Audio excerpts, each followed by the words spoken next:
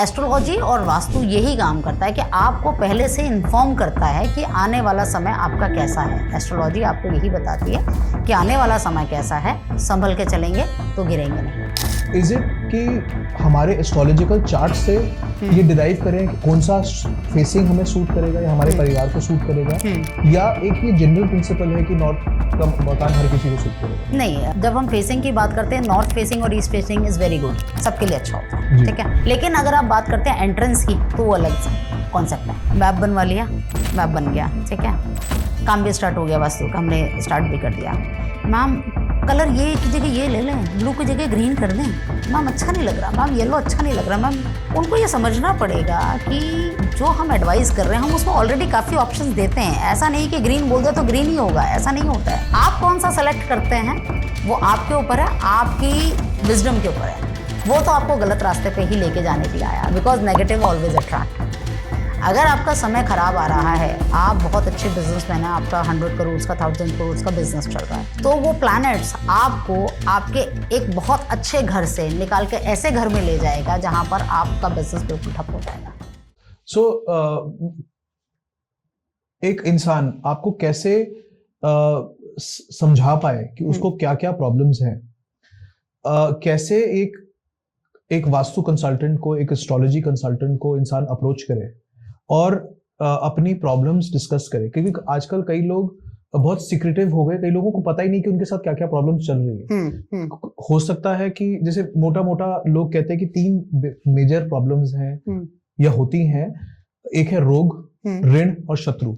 3 चीजों की problems basically मैंने जहाँ पे भी पॉडकास्ट देखे हैं और जो भी थोड़ा बहुत पढ़ा है उसमें समझ आता है कि रोग, ऋण और शत्रु से बच के रहे। बिल्कुल सही बात। बट कैसे लोगों को पता चले कि ये सारी चीजें अफेक्ट कर रही है उनको, और एक एस्ट्रोलॉजर को या आपके साथ अगर किसी ने टच बेस करना है, बात करनी है, एडवाइस देनी है, तो कैसे रीच आउट करें? देखिए, रीच आउट करने के लिए तो फोन नंबर्स हैं, ईमेल आईडी है, वेबसाइट है, उस पर अप्रोच कर सकते हैं, पहली बात।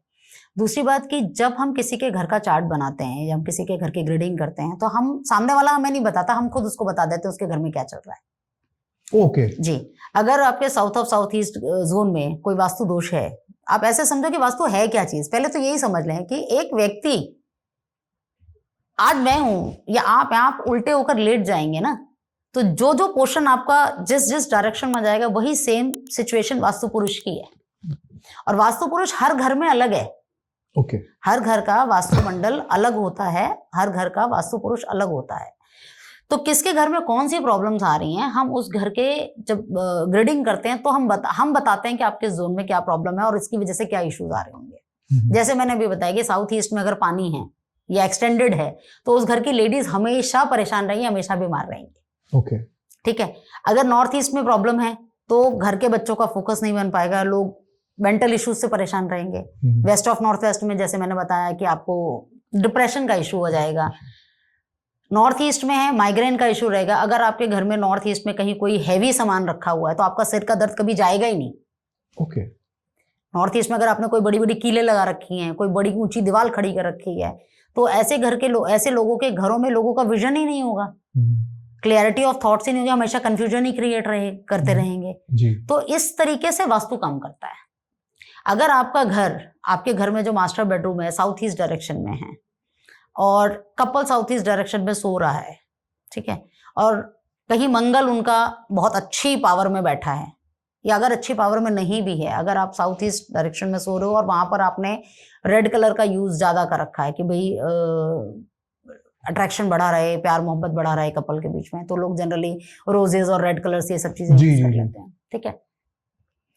ऐसे लोगों के बीच में इतने आर्गुमेंट्स, पूरा दिन सब कुछ सही रहेगा, लेकिन जब वो बेड पे जाएंगे तो उनके बीच में आर्गुमेंट्स बढ़ेगा। ओके हाँ, अगर ऐसा कुछ है तो आप बता देती हूँ रेमेडी क्या करें। Thank you so much. हमारे व्यूअर्स के लिए it will be very nice. हाँ, क्योंकि अगर आप साउथ ईस्ट में रेड कलर का यूज ज्यादा करते हो और वहां पे आपका बेडरूम है तो आपके अंदर एग्रेशन बढ़ जाएगा। अब वो एग्रेशन निकालने के 2-3 तरीके, या तो आप फिटनेस पे ध्यान दे दें अपनी, ठीक है, फिटनेस से आपका इंडिविजुअल तो एग्रेशन निकल जाएगा, लेकिन आप दोनों के बीच में हार्मनी नहीं बनेगी जी। तो हार्मनी बढ़ाने के लिए आपने ग्रीन कलर का यूज करना है। आप अपने बेड पे एक मोटी ग्रीन कलर की कोई भी दरी, कारपेट या बेडशीट आप अपनी डाल दें, गद्दे के नीचे, ओके, मैट्रेस के नीचे आप उसको डाल दें, तो आपको जो रेड कलर है या जो एनर्जी है उसको बैलेंस कर देगा। ओके, वो कर सकते हो।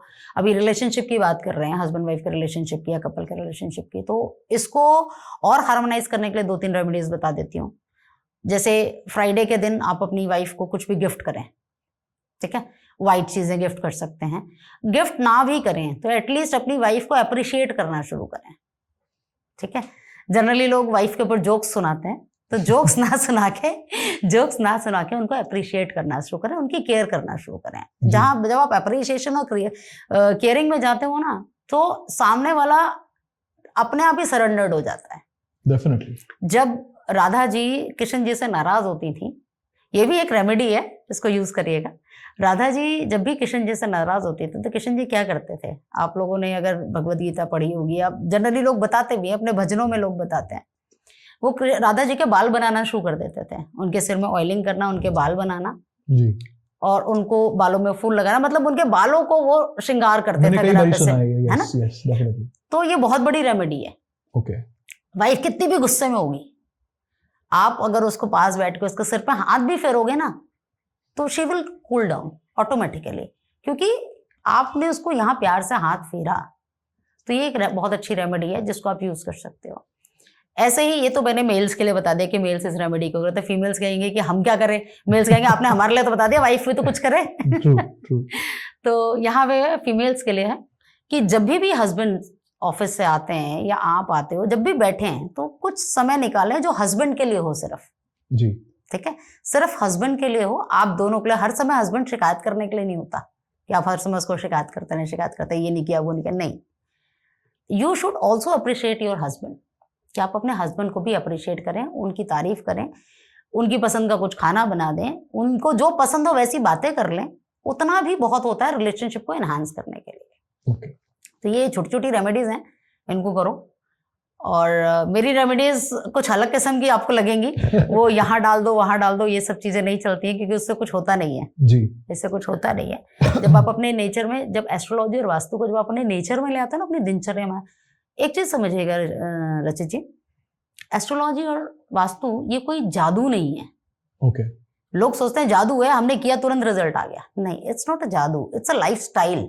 ओके, हमारे जब हम लोग छोटे थे, सुबह जल्दी उठना, सूरज को जल चढ़ाना, मंदिर जाना, चिड़ियों को दाना डालना, डॉगीज को खाना खिलाना, गाय को रोटी खिलाना, ये नॉर्मल एक रूटीन हुआ करता था। अगर आपको याद हो, घर में कोई आए उसके पैर छूना, सबसे पहले पानी देना, these all are natural routine, normal routine हुआ करता था हमारे घर का, जिसको आज रेमेडी का नाम देके आप क्या कर रहे हो पता नहीं। नहीं, एक्चुअली क्या है, हम लोग अपने रूट्स को जैसे जैसे अपने रूट्स से दूर जाते जा रहे हैं। व्हाट आई फील इज कि हिंदुइज्म, ये जो हमारा कल्चर डेवलप हुआ है, ये कई चीजों को प्रैक्टिकलिटी में लेके आने के लिए डेवलप हुआ है। एग्जैक्टली। एंड इन चीजों से, जैसे हम लोग इन चीजों से दूर जाते जा रहे हैं, जैसे न्यूक्लियर फैमिलीज बढ़ती जा रही हैं, लोग अपने घरों से दूर जाके जॉब कर रहे हैं, बिजनेस कर रहे हैं, तो जैसे जैसे, और जो भी हमारे व्यूअर्स अब्रॉड से भी देख रहे हैं, जैसे जैसे वो अपने बड़ों से दूर होते जा रहे हैं या फैमिली से दूर होते जा रहे हैं, जिन लोगों को इसकी नॉलेज थी, और अपनी लाइफ में वो बिजी होते जा रहे हैं अपने बिजनेस या जॉब के लिए, और तो ये सारी प्रैक्टिसेस लोगों की जिंदगी में कम हो गई। हाँ, but however it is very important कि हम इनको अपने जिंदगी के अंदर वापस लेके आए।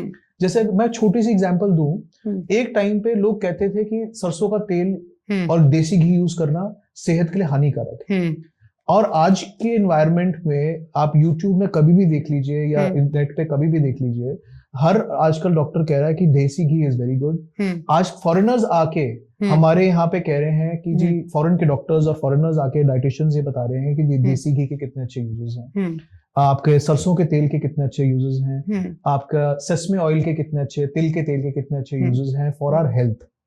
तो अगर हम छोटी छोटी चीजें जो हमारे घर में शुरू से होते आई हैं, हमारे एंसेस्टर्स ने हमको पास आउट किए हैं, वो अगर थोड़ी थोड़ी चीजें अगर हम करना शुरू कर दें, तो हमारी कहीं ना कहीं हमारी हेल्थ को, हमारी हैप्पीनेस को इनहांस करता है। बिल्कुल करता है, बिल्कुल करता है।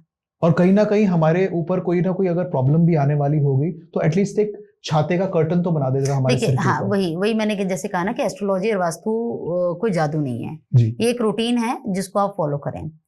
और लोग कहते हैं कि किस्मत बदलनी जाती है, जैसे हम भी कहते हैं कि प्लैनेट्स जो कराना चाहते हैं वो करते हैं, ठीक है।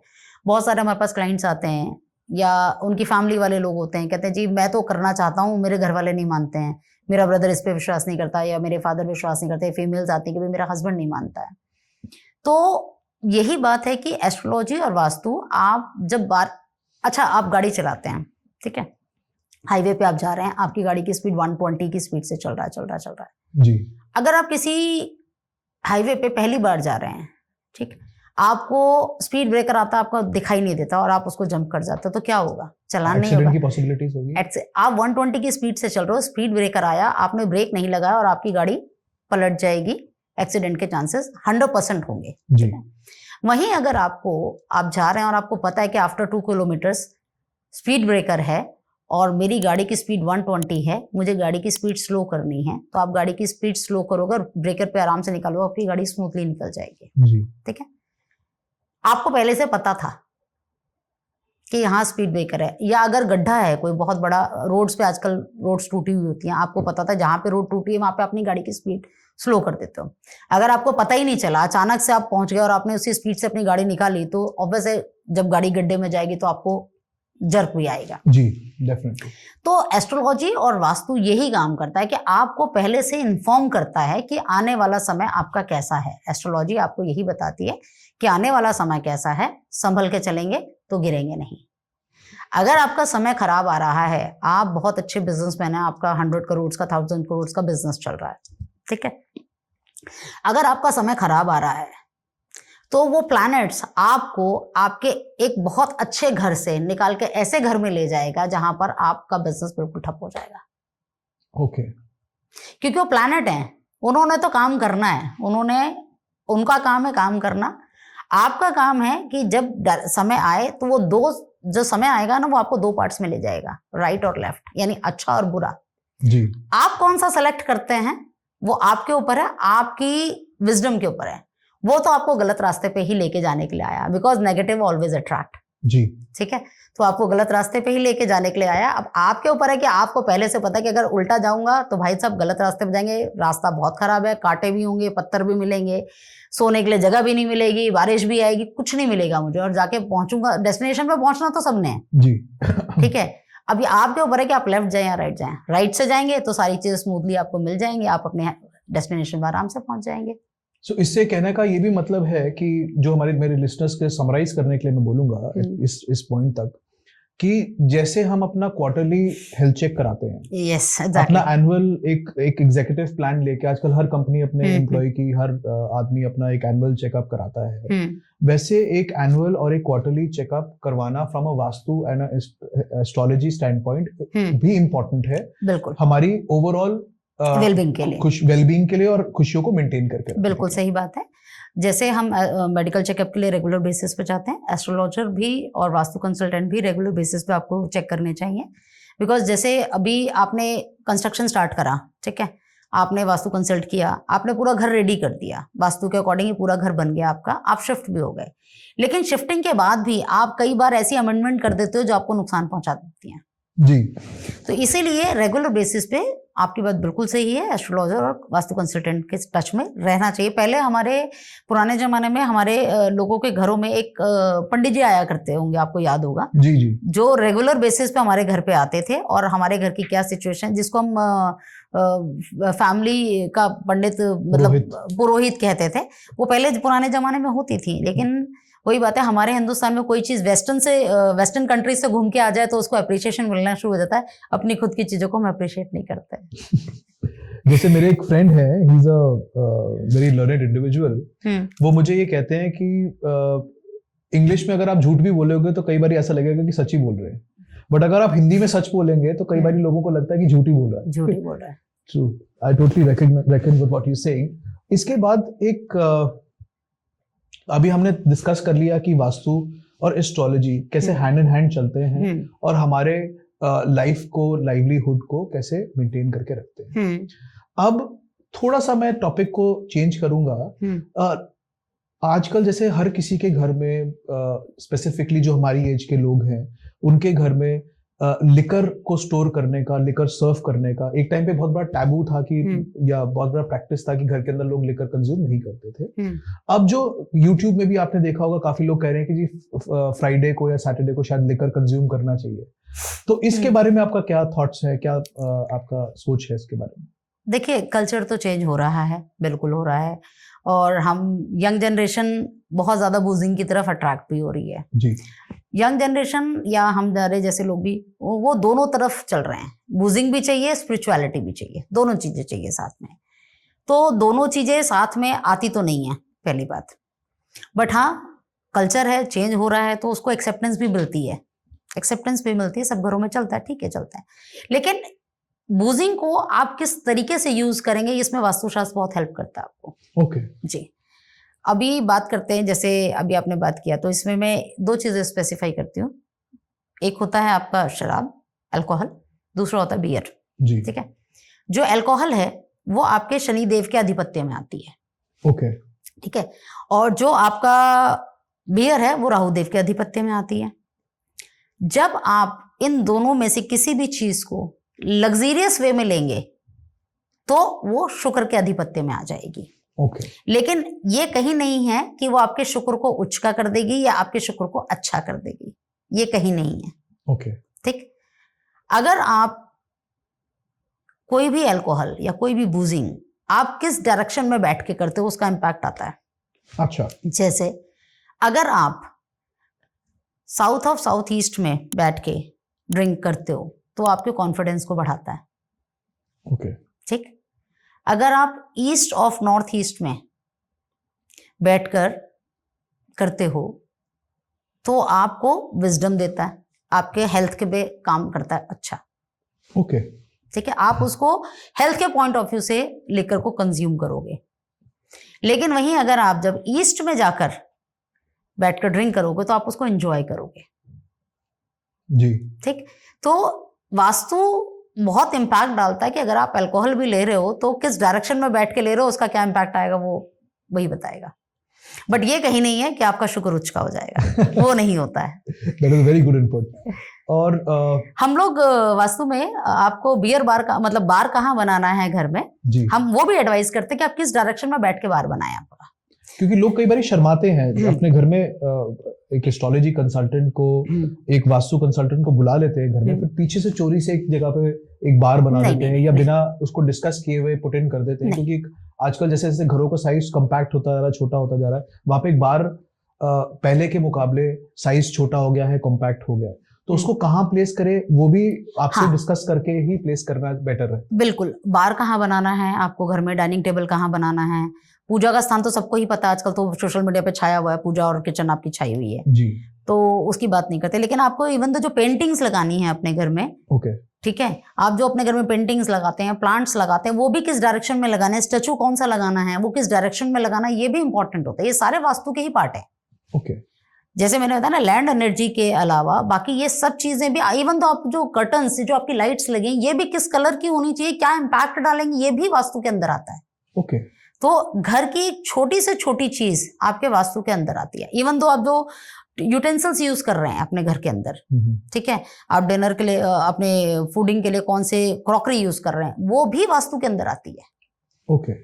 वो भी आपकी लाइफ में इंपैक्ट डालती है। जैसे मैंने कहा ना, एस्ट्रोलॉजी तो फिक्स्ड है, वो तो आप लेकर आए हो, उसको कोई नहीं बदल सकता। लेकिन वास्तु के हिसाब से जब आप वास्तु को यूज करते हो तो आप, अगर आपके एस्ट्रोलॉजी में, एस्ट्रोलॉजिकल चार्ट में अगर आपको कोई गेन मिलना है तो वो गेन मिलेगा। लेकिन अगर आप उसको वास्तु के साथ उसको गेन को लोगे तो आपको 100% पहुंचा देगा।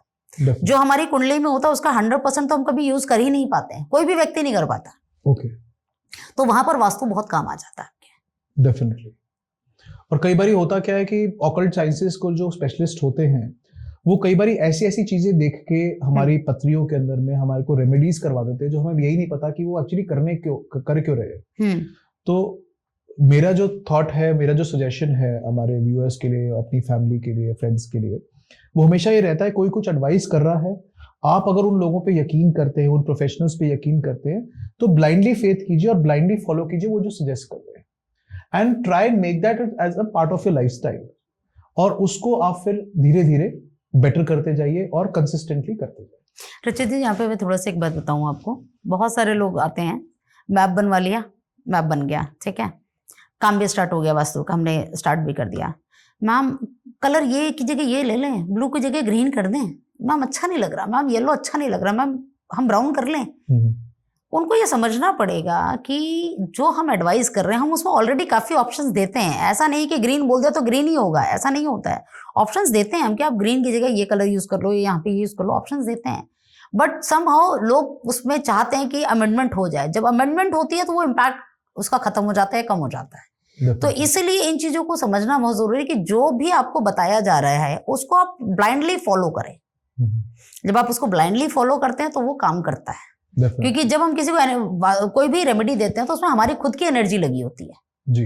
ऐसा नहीं है कि हमने कोई चीज उठा के दे दी और मतलब अब नमक है, नमक तो आप इतने सालों से यूज ही कर रहे हो, कोई भी उठा के कर सकता है। लेकिन जब हमने उसको बताया तो उसमें हमारी एनर्जी साथ में गई, तो हमारी एनर्जी ने काम किया। ओके। तो जब आप किसी से भी कंसल्ट करें, चाहे मुझसे करें चाहे किसी से भी करें, उस पर बिलीव जरूर करें। जब हम डॉक्टर के पास जाते हैं क्या सोच के जाते हैं कि हम इसके बारे में ठीक करके भेजेगा जी, चाहे बेशक वो ठीक ना कर रहा हो, वो एक अलग बात है, लेकिन सोच के तो यही जाते हैं। वैसे कहीं ना मैं देख रहा था कि प्लेसिबो इफेक्ट से बहुत फर्क पड़ता है लोगों का, कि वो एक बार ही किसी को मिल ले। और आज मेरे को आपको मिल के ऐसा लग रहा है कि काफी पॉजिटिविटी और काफी प्रैक्टिकल है आपकी अप्रोच अपने क्लाइंट्स को, अपने लोगों को डील करने की, और आज की प्रॉब्लम्स, आज की इश्यूज और आज की कंस्ट्रेंट्स को समझते हुए आप अपने सजेशंस लोगों को देते हैं, जिससे कि ऑटोमेटिकली उनकी चीजें बेटर होनी शुरू हो जाती है। मैम अब एक काफी बड़ी प्रॉब्लम है लोगों के घरों में जी। गंदी आदतें, जैसे हमने अभी लिकर के बारे में बात किया, once a while I feel is okay, medically also कुछ बहुत ज्यादा इफेक्ट नहीं करता, बट कई लोगों को गंदी आदतें, बुरी आदतें लग जाती हैं जिसका कि समाधान नहीं हो पाता। तो वास्तु के अंदर या एस्ट्रोलॉजी के अंदर कोई ऐसे भी माध्यम है जिसकी तरीके से लोग ये बुरी आदतों को छुड़वा पाए या छोड़ पाए? हाँ, वास्तु में है, मैं अब बताती हूँ। जैसे आपने कहा, अभी हम लिकर की बात कर रहे हैं, तो लिकर शौकिया लेना ठीक है, आजकल का कल्चर है, हम ले लेते हैं, बट कुछ समय बाद धीरे धीरे वो ना आदत में कन्वर्ट हो जाता है। अगर एडिक्शन, जिसको हम कहते हैं एडिक्शन, तो यहाँ पे मैं एडिक्शन की एक रेमेडी आपको बताती हूँ। और वास्तु में आपके घर में एक जोन होता है, अगर आप वहां पर रख दें सामान, चाहे वो किसी भी चीज का एडिक्शन हो, तो वो एडिक्शन धीरे धीरे छूट जाता है। जैसे आपके घर का साउथ साउथ वेस्ट, जो साउथ और साउथ वेस्ट के बीच का एक जोन होता है, जहां पे अगर आप कोई लिकर ज्यादा लेता है, बुजिंग ज्यादा करता है, या ड्रग एडिक्शन में है, या स्मोकिंग में है, या किसी भी चीज के एडिक्शन तो चाय कॉफी की भी हो सकती है, मीठा खाने की भी हो सकती है, किसी भी चीज की एडिक्शन को आप दूर करना चाहते हैं तो उस जोन में उसका सामान रख दीजिए। ओके, ठीक है, तो वो धीरे धीरे उस चीज से उसका मन हटना शुरू हो जाएगा। South of south west zone है जिसको आप यूज कर सकते हो एडिक्शन को दूर करने के लिए। इसके अलावा एक रेमेडी और बता रही हूँ, करना क्या है आपने, इतनी सारी रेमेडीज, आज बरसात हो रही है हमारे लिसनर्स के ऊपर। देखिए, अगर हम पॉडकास्ट शूट कर रहे हैं तो उससे लोगों को फायदा होना चाहिए, मेरा ये मानना है। और रेमेडी ऐसी बताओ जो पूरी हो, आधी अधूरी रेमेडी बता के कोई फायदा नहीं होता। तो मेरा, अब जैसे आपने बात करी कि एडिक्शन को दूर करना है, तो मेरा ये है कि मोटिव, मैं रेमेडी ऐसी बताऊं जो सच में पूरी काम करे। ठीक है, तो जैसे मैंने कहा कि साउथ साउथ वेस्ट में जोन में आप सामान रख दीजिए उसका। उसके अलावा एक ब्लैक कलर का पेपर ले लीजिए, स्क्वायर पेपर लेना है, 1x1 का लें, 2x2 का लें, 4x4 का, ब्लैक कलर का शीट लेना है, ब्लैक कलर का पेन लेना है जी। और आप जिस भी बुरी आदत को छोड़ना चाहते हैं उसको लिखना है। लिखना कैसे है वो इंपॉर्टेंट हुआ कि लिखना कैसे है। हम ब्रीदिंग करते हैं, ब्रीदिंग लिखते हैं, हम सांस लेते हैं, छोड़ते हैं जी। तो हमने सांस ली और जब हमारी सांस बाहर निकली तो हमें लिखना है। और जब हमने सांस ली तो फिर रोक देना है हाथ को जी। ठीक है, जैसे हमने लिखना शुरू किया, ऐसे में नहीं लिखना। जब हमने इसको छोड़ रहे हैं तो हमने लिखना है, और जैसे हमने छोड़ दिया, दोबारा सांस लेने लगे तो फिर हाथ रोक देना है, फिर दोबारा उसको छोड़ना है, फिर लिखना है। और उसको लिखने के बाद आपने उसको जला देना है, पेपर को जला के ऐश फ्लैश कर दीजिए, कुछ भी डस्टबिन में डाल दीजिए, कुछ भी कीजिए। लेकिन सांस को निकालते वक्त आपने लिखना है। ठीक है, ब्रीद आउट करते वक्त आपने वो लिखना है। और आप 21 डेज तो बहुत लंबा समय बता रही हूँ, मतलब मैक्सिमम आप इसको 43 डेज तक यूज कर सकते हो। बट जैसे मीठा खाने की, स्मोकिंग की, या आपका चाय की, इस तरीके की जो आदतें हैं, जो एडिक्शंस हैं, ये 3 से 4 दिन में इंसान का अंदर से मन ही नहीं करता करने का, छूट जाएगी। 43 मैक्सिमम बता रही हूँ, 43 मैक्सिमम टाइम है ये। इसमें अच्छे से अच्छे लोगों की आपकी अल्कोहल, ड्रग्स की आदतें, ऐसी कोई भी आदतें जो बुरी आदतें हैं वो छूट सकती हैं। और भी कई तरीके की बुरी आदतें होती हैं जिनको मैं यहाँ डिस्क्लोज नहीं करना चाहूंगी। हर किसी की कुछ ना कुछ बुरी आदतें होती हैं जी। इवन दो किसी की बुराई करना भी एक बुरी आदत है जी। किसी के बारे में नेगेटिव बोलना, नेगेटिव थॉट्स भी आना, दैट इज ऑल्सो अ बुरी आदत जी। नेगेटिव थॉट्स आना नहीं चाहिए। जब जितना ज्यादा नेगेटिव थॉट आएगा उतनी ही वो आपको ग्रोथ को रोकेगा, हैम्पर करेगा। तो अगर नेगेटिव थॉट ना आने बंद हो जाएं, वो भी आप चाहते हो तो आप उसमें लिख के और उसको बर्न कर दो। ओके। और मैं व्यूवर से रिक्वेस्ट करूंगी कि इस रेमेडी को जरूर यूज करो, जरूर यूज करो, और इसका जो भी इम्पैक्ट आए वो कमेंट बॉक्स में लिखना जरूर, चाहे वो बुरा ही क्यों ना हो। अगर आप 43 डेज करने के बाद अगर आप कहते हो कि नहीं काम करा, तो मुझे वो भी सुनने में कोई परेशानी नहीं है। In fact, feedback is the best way of exactly. Getting updated. लेकिन आज तक मैं कोई भी रेमेडी ना सबसे पहले अपने ऊपर या अपने घर वालों पर इम्प्लीमेंट करती हूँ। ये सबसे बड़ी बात है। तो मेरी जितनी रेमेडीज हैं मेरे खुद के ऊपर या मेरे घर फैमिली मेंबर्स के ऊपर एक्सपेरिमेंटेड है।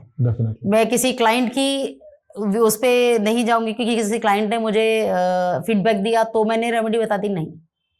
हर वो रेमेडी जो मैं आपको बता रही हूँ वो मेरी खुद की करी हुई, मेरी फैमिली मेंबर्स की करी हुई, मेरे फ्रेंड सर्कल्स की करी हुई है। राइट। तो उनका क्या इम्पैक्ट है तभी बता रही हूँ आज यहाँ।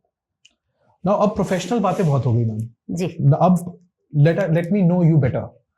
Late me know you better में हम लोग ये करते हैं, मैं ये जानना चाहता हूँ कि पर्सनली आपकी क्या हॉबीज हैं, आप किस किस चीजों में प्रोफेशनली पर्सनली इन्वॉल्व हैं। थोड़ा सा अगर कुछ हमारे व्यूअर्स को बता पाए, because let me know you better में जो मेरा डिवीजन है पॉडकास्ट का, इसमें I want to know people personally, because जब तक मैं आपको पर्सनली नहीं जान पाऊंगा, how do I know how important you are to my life.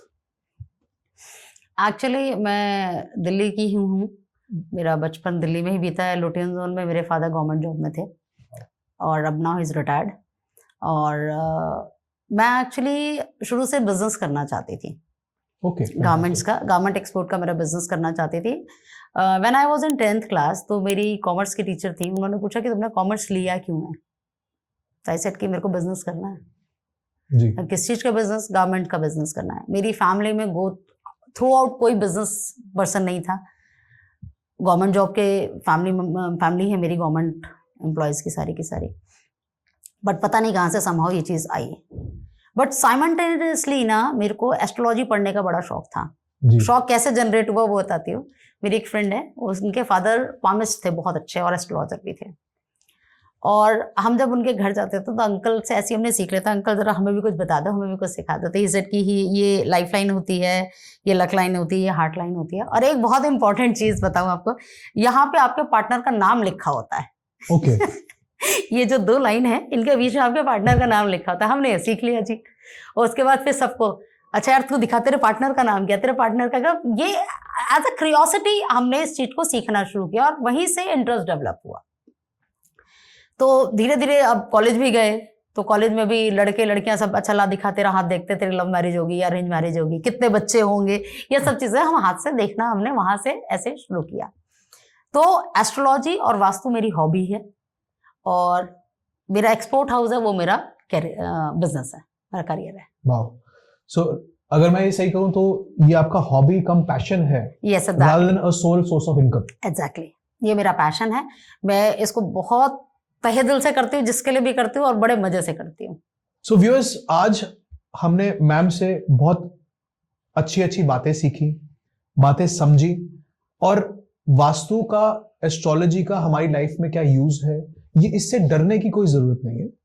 जो कि मैम ने कई तरीके से हमें समझाने की कोशिश की आज, कि हमें वास्तु, न्यूमरोलॉजी, कुछ चीज नेगेटिव भी है तो उसके समाधान भी हैं, छोटी छोटी रेमेडीज भी हैं जो उसको हम करके अपने लाइफ को बेटर कर सकते हैं, अपने लाइफ को स्ट्रेस फ्री कर सकते हैं और अपने लाइफ को हार्मोनाइज कर सकते हैं। Well, thank you ma'am for coming and thank you for sharing so many golden nuggets with us. बहुत अच्छा लगा। थैंक यू रचित जी, आपसे बात करके भी मुझे बड़ा अच्छा लगा। और जो मैं ये नहीं कहती क्योंकि ये सब्जेक्ट ऐसा बहुत वास्ट सब्जेक्ट है, जिसको हम कहते हैं समुद्र है जी। जितना आप इसमें डीप जाते जाओगे उतना ही आपको और और नीचे जाने का मन करेगा कि और ज्यादा नीचे जाओ और नॉलेज गेन करो। जी, तो बहुत बड़ा सब्जेक्ट है, एक पॉडकास्ट में शूट करना पॉसिबल नहीं है। definitely. तो मैं चाहूंगी कि हम आगे भी और पॉडकास्ट शूट करें इसी तरीके से, और लोगों को, अपने व्यूअर्स को और नॉलेज दें।